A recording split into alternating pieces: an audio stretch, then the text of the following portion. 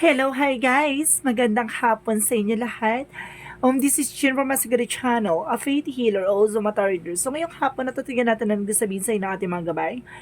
This is weekly gabay for the month of November 17 hanggang November 23 for the sign of Taurus. So, Taurus, welcome to my channel. Ano kayang messages, advices, as brigade sa ating masasarga for today's video? Kano naman kayang energy or kaganapan sa buhay ng mga Taurus signs ang ating mga hagilap? So guys, this reading is a journey din lamang, hindi lahat makaka-resonate. Kunin lamang po makaka-relate sa inyo. And comment down below kung kaninong energy ang ating nasagap. And of course, don't forget to like and subscribe my channel and hit notification bell for more videos at tignan. Of course, maraming salamat po sa mga walang sawag suporta sa aking channel, lalo na hindi nag-escape ng ads. Naway pagpalain po kayo ng Diyos at may kapan, siksik-liglig nag-uumapa ng balik sa inyong biyaya. So guys, kumapit-kapit ka dahil ito namin sa'yo ng ating mga gabay.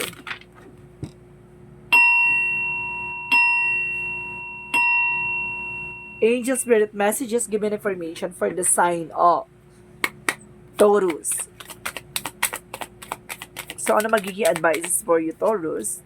So, there is a Hermit card. So, sinasabi ng Hermit card dito is a soul searching and soul enlightenment. May maglilinaw sa'yo about sa spirituality mo. There's a higher self, no? There's a spiritual activation, rather. Let's see what is additional messages. And of course, there's a Five of Swords. So, there's a self-sabotage. Kaya maging aware ka, no? Huwag ka nagbibigay ng kahit anong information or regarding sa kung ano man yan. Kasi, kumaga, lagi ka nasasabotahe. Additional messages. Baka, ang ending nito, kumbaga, ikaw mismo naglagay sa isa alanganing situation. And because there's an Eight of Wands. There's a fast communication and fast movement. Now, there's a trouble. Additional messages. Because there's a Knight of Swords. So, some of you nagkakaroon ka ng anxiety, deception, and depressions. Or some of you stress, no? Kumbaga, may mga bagay na, kumbaga, nag-overthink ka. And because there's, Empress card. So, there's an Empress card. Para sinasabi dito, there's a revert. So, ibig sabihin dito, there's a renewal, no? Magkakaroon ka ng renewal dito. At the same time, there is a King of Pentacles. So, there's an information na, kumbaga, magkaroon ka ng security about sa finances. Let's see what is additional messages.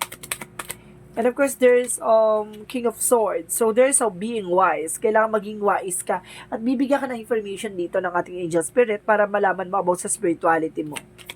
Let's see what is Five of Swords. Okay, there's a Page of Cups. So, there's an information. Listen to your intuitions and listen to your gut feeling. Nagkakaroon ka na ng, nagkakaroon ka na ng instinct dito about sa kung ano man yan. Kumbaga, nararamdaman mo or something na, kumbaga, finances mo. Kumbaga, makinig ka lang sa intuitions mo, no? And because there's an high priestess. So, there's an unexpected moment. There's an unexpected message, unexpected email, or something messages for you. And of course, there's an information na, kumbaga, may nag-aantay sa'yo, kumbaga, trouble, no?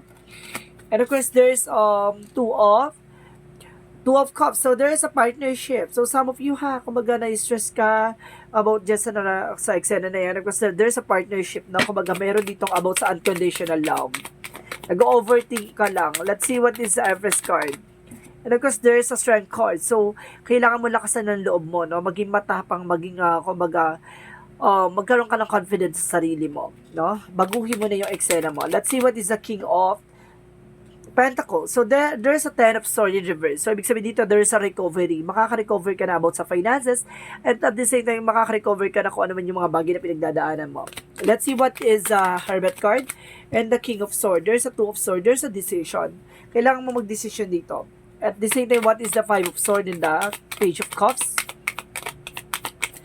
And of course, there's the Six of Pentacles. So, listen to your intuitions. Na makinig ka sa intuition mo na there's an information na, kumbaga, inaano sa'yo, no? Kumbaga, meron ditong past person or something, or relatives, na nagkaroon ka na ng nag-sabotage na dito, kailangan maging aware ka na makinig ka sa gut feeling mo na, or sa intuition mo, either sa panaginip mo na may involved sila na against sa'yo. No? Let's see what is Eight of Swords. Eight of Wands, and of course, the High Priestess. There's a Nine of Cups. There's a wish fulfillment. May mga bagay na matutupad na sa pangarap mo. So, let's see what is the Knight of Swords and the Two of Cups. Because there's an 8 of Cups. So, there's a letting go. No? May mga bagay na kailangan mo i-let go. May mga bagay na kailangan mong pakawalan. May mga bagay na kailangan mong, kumbaga, hayaan, no? So, let's see what is the Empress card in the what is the Strength card. So, let's see what is the 8 of Pentacles. So, ibig sabihin dito, there's a harvest time. So, there's a harvest time and of course, there's a profit, no? Kung makukuha mo na yung mga bagay na pinaghirapan mo at pinagpaguram. And of course, there's an angel's number, 888, 888. There's a finances and abundance coming in for you, no? May kasaganahan dito, no? There's an 888 for wealth and abundance. So, let's see what is the King of Pentacles and of course, the Ten of Swords in reverse. And of course, there's a 6 of Swords. There's a transition. Makakaalis ka na sa situation, no? Kumbaga, this is the moment na kumbaga, makaka-recover ka na at the same time, makakaalis ka na talaga. So, let's see what is the outcome. Let's see what is the outcome. Ang pinaka-outcome dito is the 2 of Pentacles. Maging balanse ka, no? Maging balanse ka. And of course, there's an Ace of Swords na magkakaroon ka ng breakthrough. And of course, tagumpay dito. And of course, there's a Page of Wands. There's a good news. May magandang balita raw na nag-aantay para sa'yo. And there's the World card. There's a trouble. And there's a success coming in for you. May success daw dito. And of course, there's a Four of Cups. There's a re-evaluation. May mga bagay na kailangan mo pag-isipan. May mga bagay na bago mo tanggapin yung sa offer, kailangan mo munang klaruhin, no? Additional messages. And of course, there's a 5 of Wands. So, there's a competition and of course, kumbaga competitor, no? May talagang nagbigay sa'yo ng conflict at nagbigay sa'yo ng pasakit at of course, burden dito, no? It's either obligation. So, let's see what is additional messages for this. And of course, there's a 7 of Pentacles. So, there's a harvest time, no? Kumbaga, this is the moment na kumbaga, makukuha mo na yung mga bagay na pinaghirapan mo, lahat ng pinagdaanan mo. This is the moment na magkakaroon ka ng kasaganahan, no? So, let's see what is yin and yung oracle card. The power of the deck, there's an Emperor. Now, be mature enough and being grounded. Kailangan, you are also being a boss, no? Wag, ako mature ka na, hindi ka na basta-basta magpapabudol pa. So, let's see what is the yin and yang oracle card. There's a self-worth, no? Expectation, dapat alam mo ko sa sarili mo kung ano yung halaga mo. And of course, there's a message, dreams. May hinahatid daw na message sa'yo sa panaginip mo. Kaya kapag nanaginip ka na something wrong, kumbaga, kailangan mo munang intindihin ko ano yung panaginip mo na yun. And of course, there's a sabotage, guilt, no? May galit sa'yo talaga, sinabotahe ka. And there's a change, mababago na itong situation na to, no? At magkakaroon ka na, kumbaga, hindi mo kasi pinahalagahan yung sarili mo, no? Mas pinahalagahan mo sila. At the same time talagang, yun nga, no? Dahil naabuso at talagang inabuso yung kabaitan mo, at talagang nawalang natitira sa'yo. At the same time, kumbaga, itong hinahatid na sa yung message ng ating angel spirit na, kumbaga, may nangyayari behind your back. And of course, there's a guilt. Maari ang galit nito. And of course, there's a sabotage, no? Talaga sinabotahi ka talaga. So, let's see what is the love oracle card. Love call. There's a messages. And of course, there's addiction. So, there's a black for controlling. So, ibig sabihin dito, kumbaga na sila na willy or something na kumbaga inabuso yung ganong kabaitan mo nga, no? And of course, there's a dragonfly. Kumbaga, there's a change and heal, no? Pagagalingin ka ng ating angel spirit at magkakaroon ka ng pagbabago. So, let's see what is the magical fairy messages for you. What is the magical fairy messages for you? So, there's a walking away. Tama talaga yung mag-walking away ka, no? Kailangan mo talagang kumbaga kumawala sa kanila. Kasi kailangan mo talagang umalis, no? And leave the unhealthy situation, no? See? The enjoy and the new doors that open and the result. See? Kumbaga ngayon nakukuha mo na yung kumbaga resulta ng mga bagay-bagay na pinaghirapan mo. At nakukuha mo na yung mga bagay na kumbaga yung pinangarap mo. And of course, the walking away, there's an unhealthy situation. Di ba? Kumbaga hindi na healthy kasi yung sitwasyon na nangyari from the past. At the same time, there's a daughter. So some of you have, kumbaga, may kinalaman dito yung daughter. It's either your sister or there's a daughter. Kung may anak ka, kung wala kang anak, maaaring itong kinalaman may daughter dito. Kumbaga, itong daughter na to is your siblings. Yung kapatid mo na babae ang may kinalaman dito, no? Kumbaga, maaring sulsol or buyo. Ganon. So, let's see what is the angels, what is the Archangel Michael messages for you. And of course, there's a positive thoughts creates a positive outcome, no? Kumbaga, magkakaroon ka raw ng mga positibong eksena dito. And of course, there's a be gentle with yourself. Ngayon, kumbaga, bigyan mo na ng oras at punan yung kaligayahan yung sarili mo, no? And of course, Forgive yourself, you done nothing wrong. Patawarin mo yung sarili mo, wala kang ginawang masama, wala kang ginawang mali.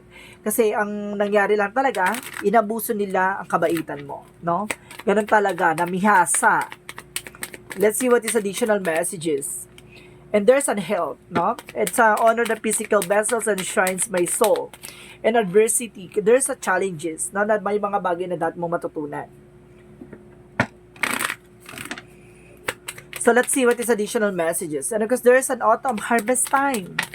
So this is the moment na kumbaga makukuha mo yung what you deserve and trust. Na magtiwala ka kay God. And there's an awareness. May mga bagay na kailangan mong pag-ingatan. And there's an opportunity na kailangan mong pangalagaan. So let's see what is the Monsology. What is the Monsology? Conclusion are within reach. Tama yung hinala mo. No? Tama yung nasa isip mo, tama yung suspecha mo. And of course, there's an have faith in your dreams, na magtiwala ka sa pangarap mo. So, let's see what is this energy. Second chakra, Archangel Uriel, about sa finances. And there's a community, there's a social, and of course, there's an information, a third party, or some of you, ganun. And of course, there's an all tied up. Kailangan mo nang kumawala, no? Kailangan mo nang pakawalan yung negativities. So, let's see what is the chakra. So, pagdating si Archangel Uriel about sa finances yan. And there's an insecurity. May inggit yan. May galit at inggit kaya sinabotahe ka. And because there's a despondency. No? Kumbaga, naguguluhan ka na. No? Parang napapariwala na hindi mo na maintindihan yung eksena. And there's a perseverance. No? Kailangan mo magtiyaga. Kung ano man ang meron ka, no? At of course, iwasan mo yung mga walang kabuluhang eksena. Let's see what is additional messages. And of course, there's a practice, no? Kailangan mo mag-practice sa mga skills and abilities mo. At of course, there's an energy healing. So, kailangan mo talaga ng healing sessions. So, let's see what is additional messages. And of course, there's all paths lead home, no? Listen to your intuition, turn your gaze within, no? Kailangan mo panghawakan ko ano man yung mga bagay na alam mo. Makinig ka sa intuitions mo. Let's see what is the Romance Angels. Make the effort. So, great love is worth taking step. You're guided to take. So, ibig sabihin, kailangan magkaroon ng effort for your loved ones, for your asawa, jowa, partner, ganon. So, let's see what is Archangel Raphael. Messages for you. Ano yung pinaka-message sa'yo ni Archangel Raphael? Laughter is the best medicine. O, ibig sabihin, huwag mo seryosohin yung buhay. Kailangan mo rin maging masaya. No? At libangin yung sarili mo. So, let's see what is the Jesus loving quotes. The Comforter, which is the Holy Spirit, whom the Father will send you in my name, He shall teach you all things. So, ibig sabihin dito, kumbaga maraming bagay na iyahatid sa iyo ang ating mga gabay, either na ating Panginoon. May mga bagay lang talaga na pinaparating sa at pinapaalam sa iyo, yung mga bagay na dapat mong matutunan at dapat mong malaman. Masakit man at may mga bagay na kailangan mo pagdadaanan at isakripisyo, yun yung way ni God para matutunan mo yung mga pasikot-sikot na totoong klase ng buhay ng isang tao. Na kung kailangan mong magsakripisyo at kailangan mong malaman ng kahalagahan ng ibang tao, either ng sarili mo, no? Kailangan mo malaman lahat-lahat pagdating sa finances, relationship, family, and of course your health. So sinasabi dito na kailangan mong alamin at kailangan mo matutunan lahat-lahat na yan. So let's see what is the angel's number. Angel's number represent. So there's, oh my God, talagang, oh my God, there's an 888. Talaga guys, lakas ng energy na 888 this year. Diba, I told you, sa una pa lang sinabi ko sa iyo, there's an 888. Talagang bibigyan ka ng kasaganahan dito. As you focus on all the wonderful things that surrounds you, you're clearing the path for more positive energy to flow into all areas of your life and creating a place of your abundance. So talagang magkakaroon ka ng kasaganahan, power. Diba? There's an 888 kanita sa tulong mo sa 888. Grabe ka. So, this is the angel's answer. So, guys, magkakaroon ng question dito, no? Kumbaga, kailangan mo mag-isip na magiging question mo regarding kung ano man yan, kung ano man yung magiging katanungan mo sa ating mga gabay. So, bibilang ako ng 3, kailangan nakapag-isip ka na ng question mo. So, pagka bilang ko ng 3, kailangan nakapag-isip ka na para malalaman na natin yung kasagutan dito. Let's see. 1,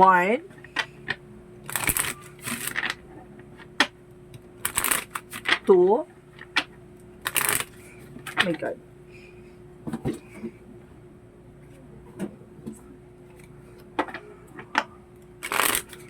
3. So, nakapag-isip na ba lahat? Okay. Okay, Archangel, Angel Spirit answers. Please answer the question of the friend nating mga Taurus, no? Please give me an answer for their questions. If you believe, no? Kung naniniwala ka daw. Kung naniniwala ka, makukuha mo. Kung naniniwala ka, malalaman mo. So, let's see what is additional messages. There is a be assertive. Dapat alam mo yung grounds mo. Dapat alam mo kung sino at kung ano ka. 'Di ba?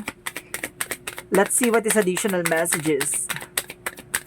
And of course, there's an information by choose a new direction. Pumili ka na bagong direksyon. 'Di ba? So, let's see what is the messages of life. Messages of life represent of forgiveness. Today, I bless each soul I've received to have hurt me. I release them to their own greater good. I can now see that my past provides me with the lessons that help me live more fully in the present. I no longer struggles with that what has been said and done. I am grateful for whatever experiences that has brought me here. I feel myself with love and that is pure and free. So, ibig sabihin dito, palayain mo sarili mo. No? Palayain mo, even na, kumbaga, grabe yung pasakit at grabe yung ginawa nila sa'yo. Patawarin mo sila, hindi para sa kanila, para sa sarili mo. No? Nang sa ganun ay magtuloy-tuloy na yung blessing sa'yo. At magkaroon ka na ng kasaganahan na siksik liglig nag-uumapaw. So guys, this is a weekly gabay for the month of November 17 hanggang November 23 for the sign of Taurus. This reading is a journey din lamang, hindi lahat makaka-resonate. Kunin lamang po ang makaka-relate sa inyo and comment down below kung kaninong energy ang ating nasagap. Maraming salamat po sa mga walang sawang pag-support sa aking channel, lalo na hindi nag-escape ng ads. Naway pagpalain po kayo ng Diyos at may kapal siksik digdig nag-uumapaw ng biyaya manabalik sa inyo. Maraming salamat and see you in the next video. Bye-bye and babush.